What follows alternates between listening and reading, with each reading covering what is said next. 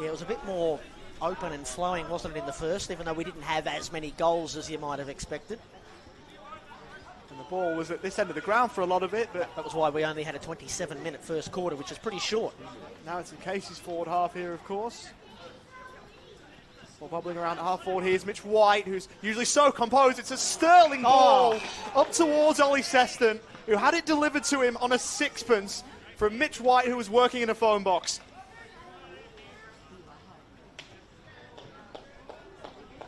And Ollie Seston will have the opportunity from straight out in front to punch through what would be Casey's third in a row.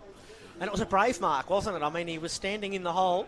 He didn't know what was coming his way. He's a brave little player, Ollie Seston, and he's been a goal kicker this season as well for the Demons. 2 hinds last week. He's got 15-13 on the year to this point. Ollie Seston. And he's pushed that one away to the right, and it's a poor miss even in these conditions. It does, however, give the Giants a slender deficit, and the Demons a slender lead as it's chipped in short. Moving on quickly here, the Giants. That was Harper Montgomery. Kicks under pressure. White couldn't mark. Peters is there. They're just trying to lift here, the Demons. Howes toe pokes it up into the 50. Seston's in the vicinity again. Oh, Brown attacked it well, though, for the Giants and kicks them right up from half back to half forward. Tomlinson was strong. Didn't mark, but Hebron took some of the arm in the spoil attempt. I really like what Callum Brown was trying to do. They're trying to get it over the back. Sense to where Hebron was, but didn't quite get it over. Tomlinson, by way of the free kick, sends it to the outer side. Went right through the hands of Ware, and Hunter's there as well. Goes looking for the high tackle, which he can be prone to do sometimes. Lockie Hunter, handball to his mate in Howes. Seston dropped the mark at half forward, but got back onto it after Stone overcommitted. Here's an opportunity now for Windsor. Screws it round the body into the pocket. Jefferson is Casey's leading goal kicker this season, but couldn't hold on to the wet slippery Sharon. Demons are back into attack, though. Throw in the right forward pocket. They're in front. 2-3-15. Casey, the Giants 2-2-14. 8.5 gone in the second. One of two Premiership players for the Demons out there. Lockie Hunter alongside Tom Sparrow. Different grand finals, of course. This one down from Fullerton. Quick kick from the congestion. Well, he's got to try and trap it, which he eventually does. They elect to concede here. Dirksen all the way back, tries to send it clear. Might not have been the best decision. Ned Moody over the shoulder was intuitive. Edwards inboard. It's another super ball. It's Verrill again, is it, that's marked it? And it is Will Verrill. He's got some sort of gripper or something on his hands. He might be... oh, no, he's not wearing gloves. I thought he might have had the illegal Travis Cloak glove. It was good work from Ned Moody in there as well, who's had a couple of nice disposals. He's a Mornington Secondary College alumni and one of two involved with the Demons, alongside Shelley Heath, who's on their AFLW list. Of course, that's starting up soon. How are they going to go this year, Melbourne, I wonder? Probably well. Here's Will Verrill, who will break the plane of 50 on the runway in his set shot, and he hooks it away horribly. It'd be lucky to score, and it does.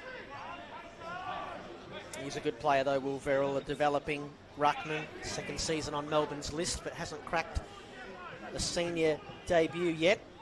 Of course, they've got probably the best ruckman in the league, so it's difficult to get in. They play the outer side from the kick in. Brown overruns it for the Giants. Potential here for Logan Smith, the big ruck for GWS. He couldn't muster much from the ground ball. Still a chance, though. He left it for Leake and Kennedy. And they're trying to handball their way out of trouble here, the Giants. Stone dispossessed. Neoclaus turns and kicks up towards the heart of the 50. Lecalier brings it to ground and then tried to follow up but lost the football. Big tackle applied in there by Creighton. And the football is stuck in amongst it. And the Giants have barely escaped the defensive 50.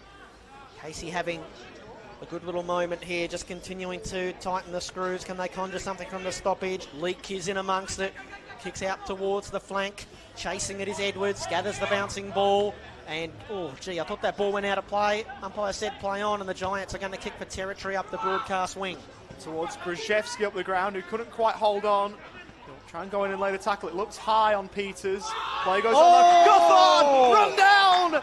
He was unaware. What was going on behind him? It's Tom Sparrow, who's got him a couple of times now. Locked the crosshairs on him and said, "You're not going anywhere, Phoenix." Sparrow inside 50, up towards the top of the square. A couple had a look at it. No one could mark. Leake dropped the ball, but didn't have any prior opportunity as it's farmed on the up. Trying to work it out of that. Are the D's. It's fired out wide. It's got to Mitch White, who got around the body. What a finish! And that is the Mitch White that we know and love. Well, what a player, and what a goal. And he's played so much footy at this ground in all sorts of conditions. And the moment he received that handball, we know he's a left footer. He knows where the sticks are. They're just sublime. What a player, Mitch White. The heart and soul of this Casey team. The proud Casey man. He's probably been a little bit down this season. He's still been averaging 23 disposals, 5 clearances, but kicks a big-time goal there. And, I mean, that goal has been loading, hasn't it, for a little bit for the D's? It has. Mitch White, only 28 still in VFL appearance number 135. You'd imagine he'll go on next year and try and make that 150, which, of course, we saw Jimmy Monroe do last year for Casey. But what a player. White kicks the goal and gets the Demons out to an 8-point lead. We meet again in the middle with the rain still falling at Casey Field. Or Brown attacked it hard and broke it up. Or Moody had a chance to get rid of it. He got rid of it at about the 4th time of asking. Creighton lays a big tackle and a ball up on the outer wing. So the Giants, who played quite well in the first quarter, had that 2-goal lead, now find themselves in an 8-point deficit and not with the momentum. Got to try and find a goal here. Demons are going to pick it up across half-back. It's with Tomlinson. Oh, gee, his kick's very, very, very, very wide. Too wide. Out of bounds on the full, and it'll be Harper Montgomery bringing the ball back into play. This is the son of the Port Adelaide Premiership player, Brett Montgomery, and who is an assistant coach under Adam Kingsley at the Giants. Played reserve footy last year for North Adelaide in the Sandful. Long left footer up towards half forward. Horde just gets the spoil in for Casey. White's going to extract the Sherrin. Loopy handball looking for Edwards. It's knocked towards the boundary line by Harms and then fumbled over deliberately, but not deliberately at the same time by Wardius. A boundary throw in. Port Adelaide Premiership player Brett Montgomery in 2004. What year were you born, Ollie? 2004. There you go. Oh, I feel old now. It's all interlinked. It's one down by Keefe as it's knocked off the deck by Seston up towards Uze.